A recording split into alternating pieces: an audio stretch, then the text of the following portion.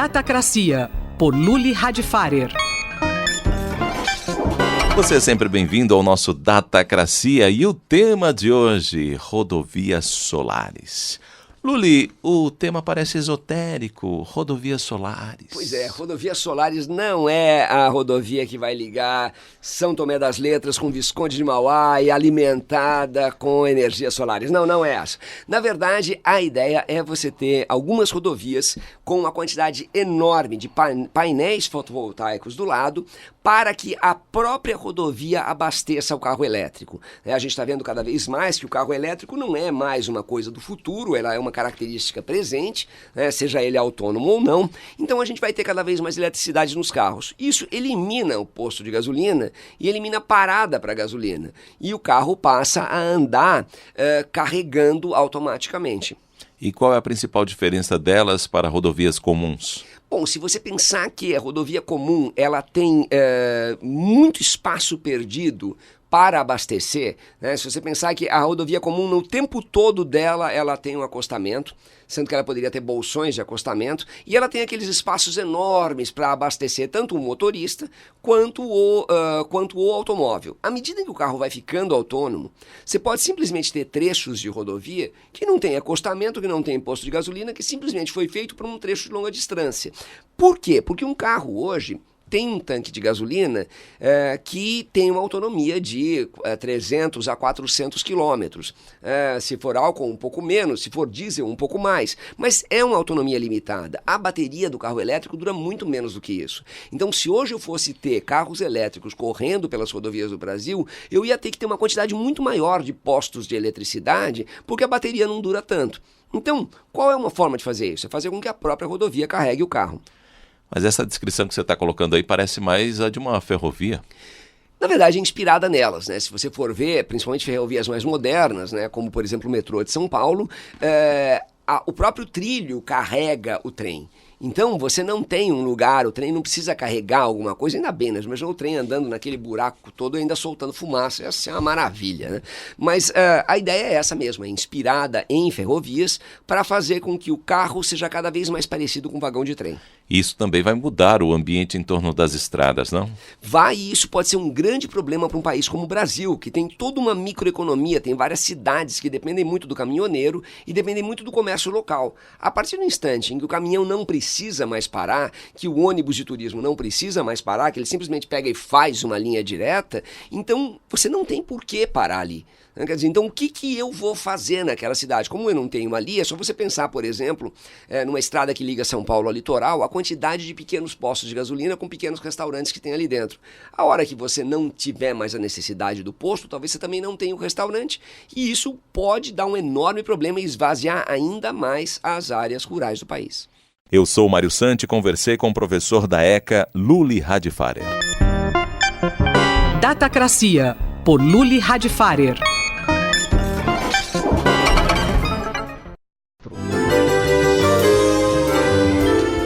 Bibliomania, por Marisa Midori.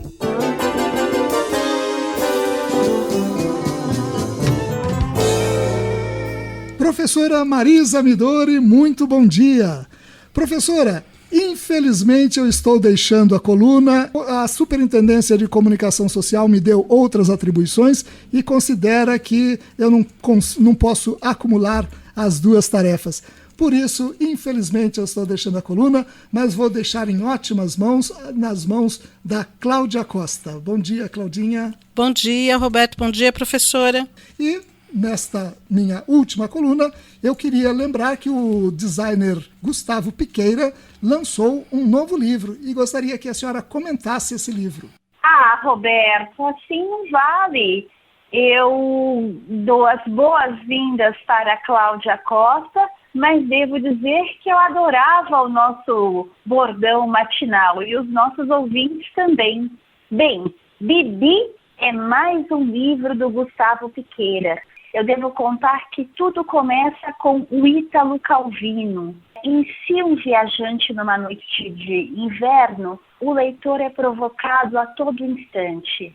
Na verdade, no comecinho do livro, nós já aprendemos um pouco sobre a cadeia produtiva do objeto livro, da forma como o livro é montado a partir de cadernos, e esses cadernos é que vão dando a sequência para a narrativa do autor, e é assim que nós aprendemos a ler, até que o Ítalo Calvino, ao apresentar a receita do bolo, ele começa a inverter tudo, e a cada capítulo o autor é introduzido de uma nova narrativa, até o momento em que ele não sabe exatamente o que está lendo, se era o romance Se um Viajante numa Noite de Inverno, ou se são novos romances que são introduzidos nesse mesmo volume, e a coisa é uma loucura.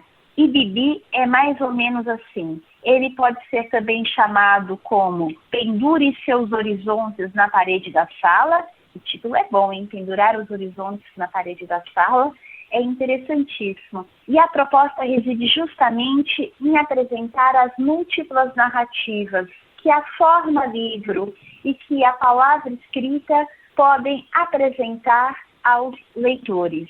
Professora, a Cláudia tem uma pergunta para a senhora.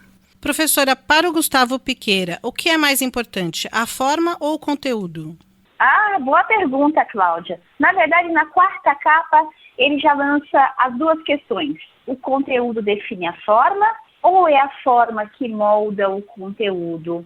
Essa relação entre forma e conteúdo, ela está intrinsecamente associada à própria história do livro.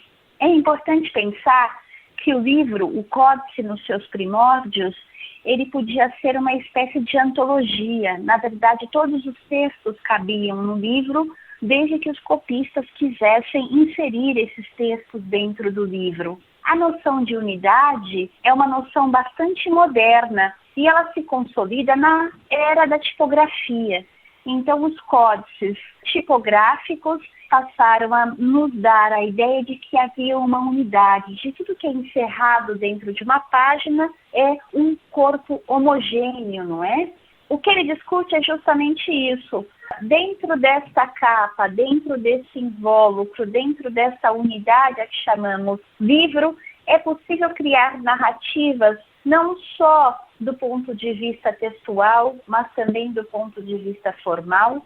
Se eu mudo o papel, se eu mudo a tipografia, se eu crio imagens para esses personagens, por exemplo, num dado momento, Bibi é o Fabiano, o personagem de uma fotonovela, mas também o Bibi pode ser apresentado dentro de um livro que tem uma estética de livro infanto-juvenil, ou seja, se eu também crio esses espaços fluidos, não é? Dentro da narrativa gráfica, eu também crio vários livros dentro do livro, vale conferir. A professora Marisa Midori conversou com Roberto Castro e com Cláudia Costa, a nova produtora da coluna Bibliomania. Bibliomania, por Marisa Midori.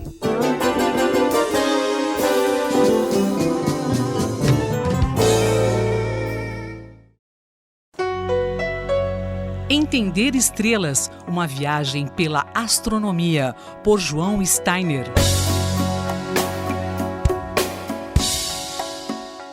Os neutrinos são partículas elementares que quase não interagem com a matéria. Eles atravessam, inclusive, os nossos corpos aos bilhões. Mas até recentemente havia algo conhecido como um problema dos neutrinos solares. O que era esse problema, professor João Steiner? O problema é que os astrofísicos haviam feito já modelos muito detalhados sobre o interior do Sol, e nesses modelos é possível calcular de uma maneira relativamente simples quantos neutrinos são produzidos por segundo.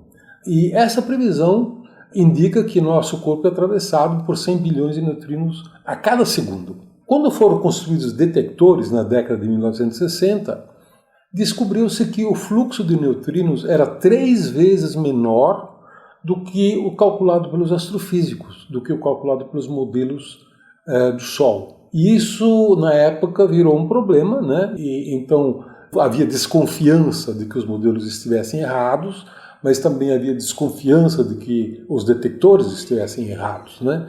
Então meio que um acusava o outro e ficou essa disputa que durou décadas. Finalmente foi descoberto que os neutrinos têm massa. Até hoje não se sabe qual é a massa do neutrino, mas se os neutrinos têm massa, então eles têm uma propriedade curiosa, que das 3 famílias de neutrinos, que são os neutrinos de elétrons, os neutrinos tau e os neutrinos de muon, eles se transformam, eles se transmutam de um tipo em outro constantemente.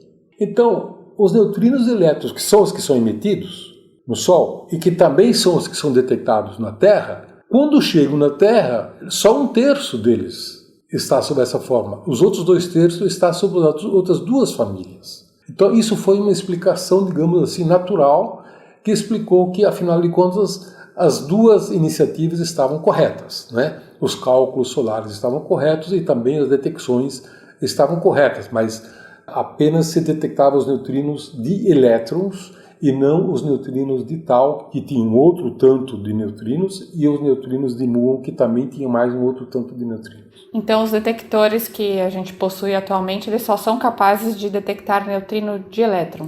Existem detectores de outros neutrinos também, mas os que foram usados durante esse período todo foram detectores exclusivamente de neutrinos de elétrons, né? Que é apenas uma das famílias e que, portanto, só tem 1/3 dos neutrinos que existem. Professor João Steiner, colunista da Rádio USP, conversou comigo, Luísa Caires.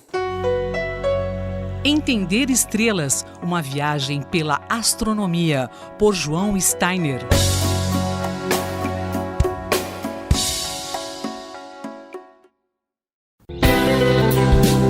Ciência e Esporte, por Paulo Santiago.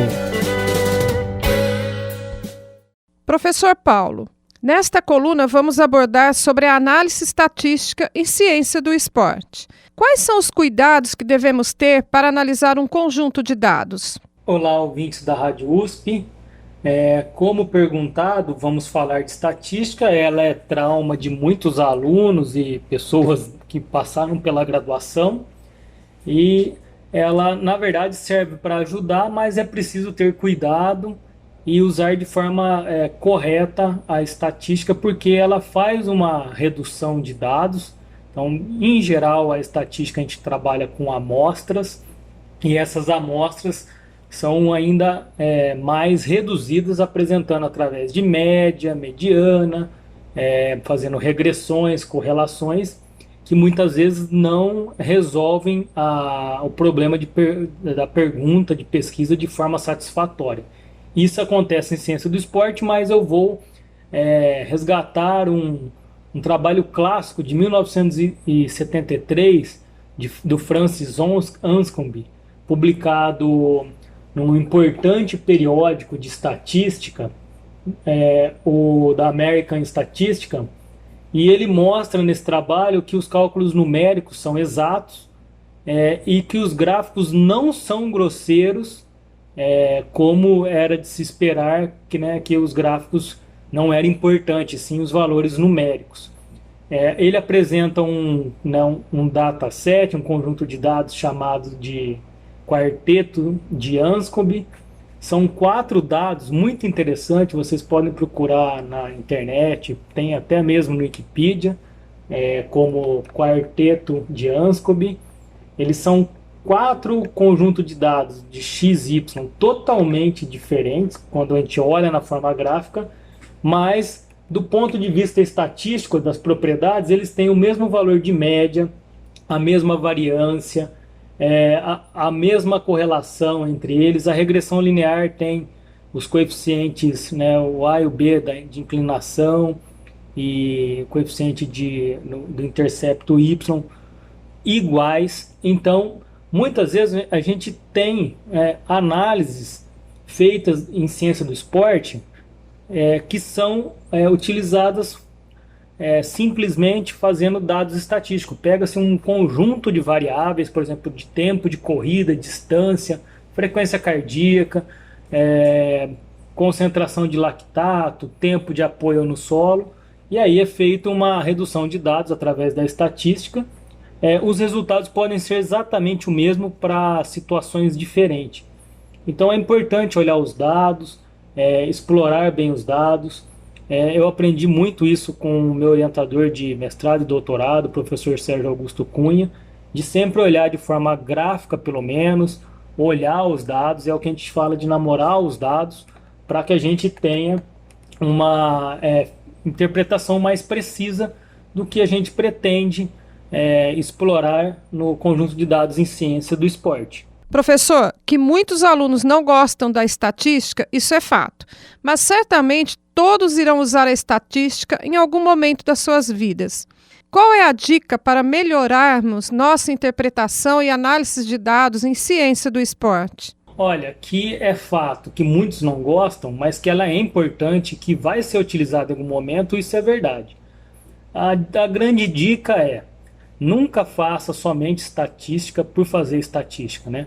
Como diria, né, muitas pessoas aí, a média, né, se estar na média ou apresentar a média, às vezes é uma forma grosseira e que não diz nada. Então, olhem os seus dados, né? Na verdade é olhar mesmo as planilhas, todos os dados, um por um. A apresentação gráfica, hoje tem uma variedade de formas de apresentar gráfico, ajudam muito. Então, o principal sempre desconfie dos números, dos dados, use sim eles a seu favor, mas olhem figuras, gráficos, olhem os resultados um por um. É o papel do pesquisador, da pessoa que tem interesse nos dados. Obrigado e até a próxima coluna. Eu sou Rosimeire Talamone, nós acabamos de ouvir o professor Paulo Roberto Santiago, da Escola de Educação Física e Esporte da USP em Ribeirão Preto. Ciência e Esporte, por Paulo Santiago.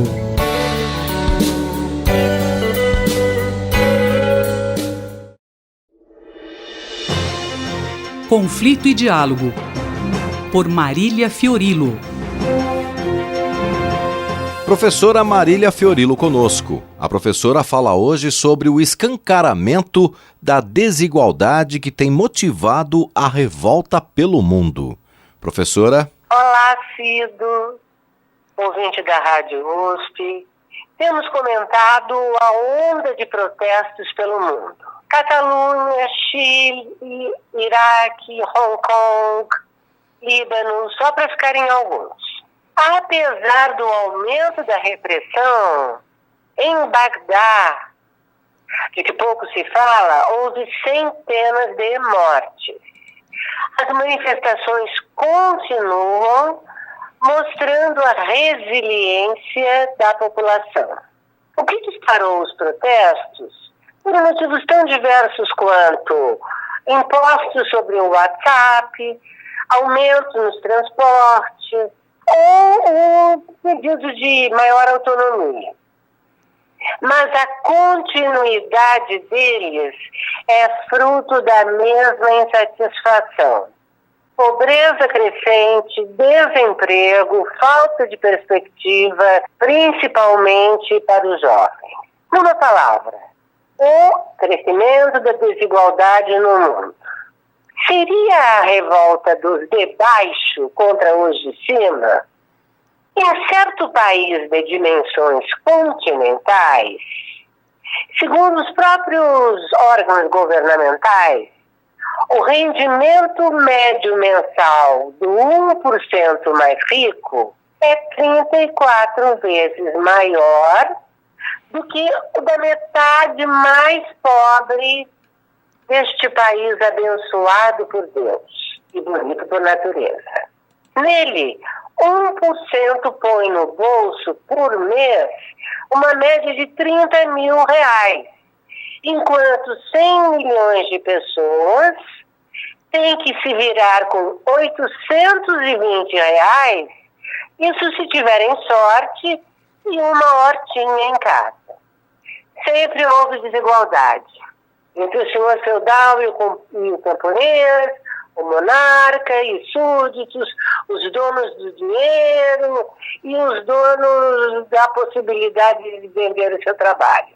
Só que agora, com a exposição desta doença, desigualdade, que virou pandemia, a desigualdade deixou de ser natural.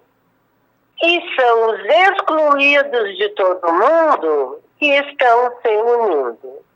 Curiosamente, são os sem trabalho, sem teto, sem saúde, as vítimas do Estado mínimo que saem na vanguarda. Isso não é bom nem ruim. é apenas um fato. A profusão de descontentes está se tornando aos poucos uma multidão de inconformados. Pode virar massa de manobra para populismos criptofascistas ou pode ser o ponto de partida para reinventar a política. Claro que nem toda desigualdade gera revolta.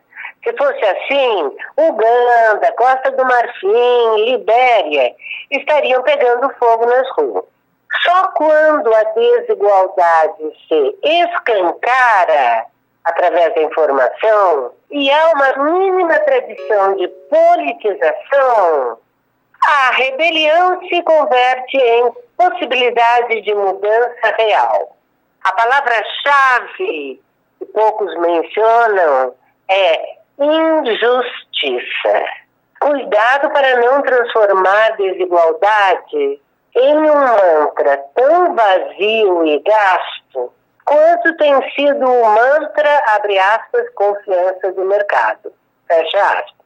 Esse último, além de não ser mensurável, é a fantasia de alguns e o pesadelo de muitos.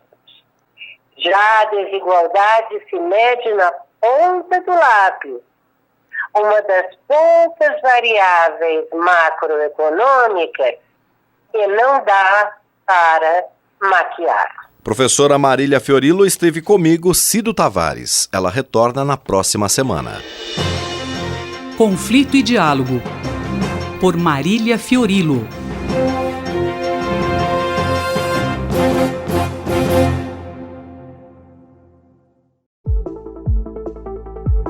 Educação e Direitos. Professora Eunice Prudente.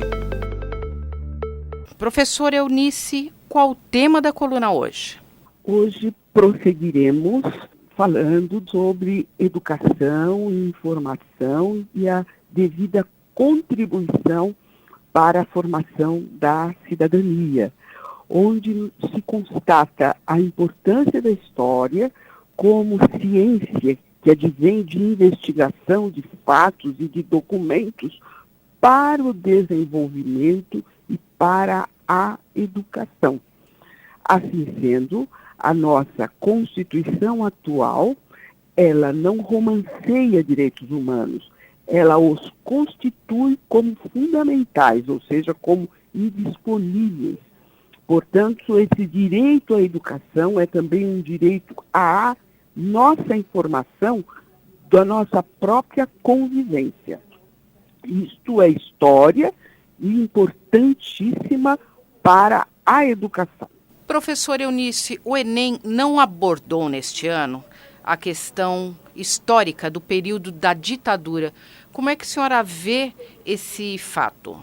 Como fato muito grave que contraria a nossa Constituição quando dispõe sobre o direito à educação como direito fundamental, portanto, a história contemporânea política é vital, trata-se de um exame nacional de ensino médio, portanto, este fato histórico que foi a ditadura militar de 64 até 1986, onde movimentos sociais construíram uma Constituição, e esse fato histórico é importante, atentem que a nossa atual Constituição constitucionaliza como fundamentais esses direitos. Então, tinha que estar ali presente. E ainda estamos aguardando uma resposta dos 70 representantes de São Paulo na Câmara dos Deputados, porque um deles, inclusive o representante de São Paulo, ameaça a sociedade com um ato institucional número 5. O que é que isto significa, além da ofensa grave a todos nós? Eu, Simone Lemos, ouvi a professora Eunice Prudente. Educação e Direitos. Professora Eunice Prudente.